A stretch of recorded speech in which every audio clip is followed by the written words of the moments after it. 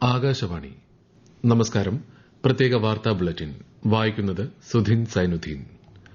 Finland president Alexander സ്റ്റബിന്റെ India സന്ദർശനം ഇരു രാജ്യങ്ങൾക്കുമിടയിലെ ബന്ധത്തെ പുതിയ ഉയരങ്ങളിലേക്ക് എത്തിക്കുമെന്ന് പ്രധാനമന്ത്രി നരേന്ദ്രമോദി.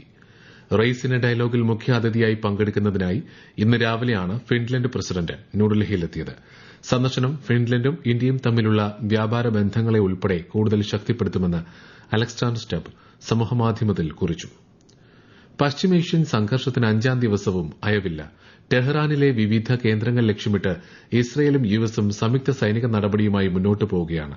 ഇറാനും ഡ്രോൺ ആക്രമണം ശക്തമാക്കി. ഇസ്രയേലിനും മിഡിൽ ഈസ്റ്റിലെ യുഎസ് സൈനിക കേന്ദ്രങ്ങൾക്കും നേരെ ഇറാൻ 17ാം ഘട്ട ആക്രമണങ്ങൾക്ക് തുടക്കം കുറിച്ചതായി അന്താരാഷ്ട്ര മാധ്യമങ്ങൾ റിപ്പോർട്ട് ചെയ്തു.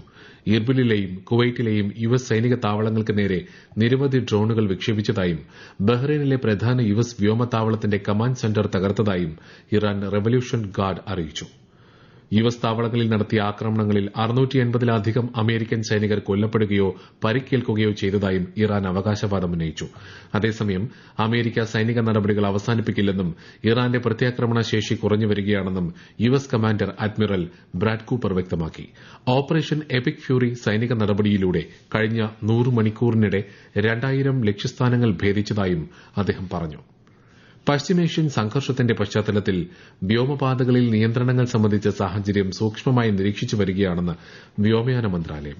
സംഘർഷത്തിന്റെ പശ്ചാത്തലത്തിൽ സുരക്ഷാ പ്രശ്നങ്ങളുള്ള വ്യോമപാതകൾ ഒഴിവാക്കി പുതിയ പാതകളിലൂടെ ദീർഘദൂര സർവീസുകൾ പുനരാരംഭിക്കാൻ ഇന്ത്യൻ വിമാന കമ്പനികൾ നടപടികൾ ആരംഭിച്ചിട്ടുണ്ട്. ഇന്ന് എയർ ഇന്ത്യ എക്സ്പ്രസ്, ഇൻഡിഗോ ഉൾപ്പെടെയുള്ള എയർലൈനുകൾ 58ഓളം സർവീസുകൾ നടത്തും. കുടുങ്ങിക്കിടക്കുന്ന യാത്രക്കാരെ തിരിച്ചെത്തിക്കാൻ പ്രത്യേക വിമാനങ്ങൾ ഏർപ്പെടുത്തുമെന്നും വിദേശകാര്യ മന്ത്രാലയവുമായും ഇന്ത്യൻ മിഷനുകളുമായും സഹകരിച്ച് ഇതിനുള്ള നടപടികൾ പുരോഗമിക്കുകയാണെന്നും മന്ത്രാലയം വ്യക്തമാക്കി. വിമാന ടിക്കറ്റ് നിരക്കുകൾ അമിതമായി വർദ്ധിപ്പിക്കാതിരിക്കാൻ കർശന നിർദ്ദേശം നൽകിയതായും മന്ത്രാലയം അറിയിച്ചു. സംഘർഷസ്ഥിതി നിലനിൽക്കുന്ന രാജ്യങ്ങളിലെ മലയാളികളടക്കമുള്ളവർക്ക് എല്ലാ സഹായവും സർക്കാർ ചെയ്തു വരുന്നതായി കേന്ദ്ര സഹമന്ത്രി സുരേഷ് ഗോപി.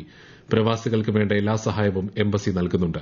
സംഘർഷത്തിന്റെ പശ്ചാത്തലത്തിലാണ് വ്യോമ ഗതാഗതത്തിന് തടസ്സമുണ്ടായിട്ടുള്ളത്. സ്വയം സുരക്ഷിതരാകാൻ എല്ലാവരും ശ്രമിക്കണമെന്നും കേന്ദ്രമന്ത്രി അഭ്യർത്ഥിച്ചു. പിഎം വികാസ് പദ്ധതിക്ക് കീഴിലെ മത്സ്യശക്തി പരിപാടിയുടെ ഭാഗമായുള്ള ഏകദിന ശില്പശാല തിരുവനന്തപുരം വിഴിഞ്ഞത്തെ സെൻട്രൽ മറൈൻ ഫിഷറീസ് റിസർച്ച് ഇൻസ്റ്റിറ്റ്യൂട്ടിൽ കേന്ദ്ര സഹമന്ത്രി ജോർജ് കുര്യൻ ഉദ്ഘാടനം ചെയ്തു.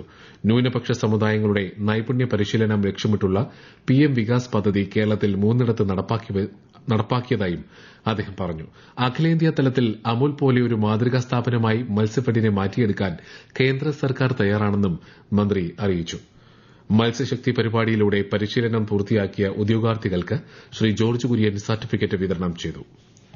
നിയമസഭാ തെരഞ്ഞെടുപ്പിന് മുന്നോടിയായുള്ള ഒരുക്കങ്ങൾ വിലയിരുത്താൻ മുഖ്യ തെരഞ്ഞെടുപ്പ് കമ്മീഷണർ ജ്ഞാനേഷ് കുമാർ നാളെ കൊച്ചിയിലെത്തും.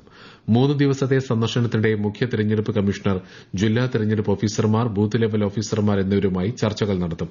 കൊച്ചിയിലെ ഗൌശ്രീ പാലം, Durbar hall ground, marine drive, ചീനവല പാലം, ചെറായി ബീച്ച്, മ്യൂസിക്കൽ വാക്ക്വേ എന്നിവിടങ്ങളിൽ അദ്ദേഹം സന്ദർശനം നടത്തുകയും കന്നി വോട്ടർമാരുമായി സംവദിക്കുകയും ചെയ്യും.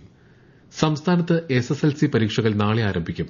3000ഓളം കേന്ദ്രങ്ങളിലായി 4.25 ലക്ഷത്തോളം വിദ്യാർത്ഥികൾ പരീക്ഷ എഴുതും. Higher secondary, vocational higher secondary 1ാം വർഷ പൊതുപരീക്ഷകൾ നാളെയും 2ാം വർഷ പരീക്ഷകൾക്ക് മറ്റന്നാളുമാണ് തുടക്കമാവുക. ശബരിമല സ്വർണ്ണ അപഹരണ കേസിൽ തിരുവിതാംകൂർ ദേവസ്വം ബോർഡ് മുൻ പ്രസിഡന്റ് എ പത്മകുമാറിന് ജാമ്യം.